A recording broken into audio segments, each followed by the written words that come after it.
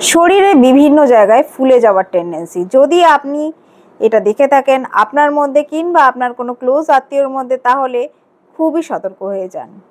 প্রথমেই শুরু করি মুখে ফোলা দিয়ে। চোখের চারপাশে ফোলা কিংবা গোটা মুখটা ফুলে গেছে, তাহলে জানতে হবে এটা মেনলি হয় কিডনি ডিজিজের থেকে। তাছাড়াও অ্যাকিউট মুখের কোনো ইনফেকশন থেকেও এটা হতে পারে। এরপরে আসি পায়ের ফোলাতে। পায়ে যদি ফুলে যায় তাহলে জানতে হবে এটা হার্টের কোনো ডিজিজ আছে, যে কারণে পায়ের ফোলাটি আসছে। স্পেশালি দেখবেন যখন খানিকক্ষণ আপনি পা ঝুলিয়ে বসে থাকেন তখনই পায়ের ফোলাটা বেশি দেখা যায়, বা হাঁটাহাঁটি বেশি হয়ে যায় তখনই পায়ের ফোলাটা বেশি দেখা যায়। এছাড়াও দেখবেন গোটা বডি অনেকের ফুলে যায়।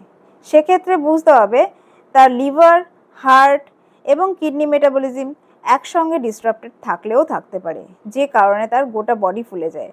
আর শুধুমাত্র যদি কারোর পেট ফুলে যাচ্ছে, সেক্ষেত্রে জানতে হবে লিভার মেটাবলিজমের কোনো ডিস্টারবেন্স আছে। সতর্ক আজই হন, যাতে করে ফিউচারে কমপ্লিকেশনস এড়ানো যায়।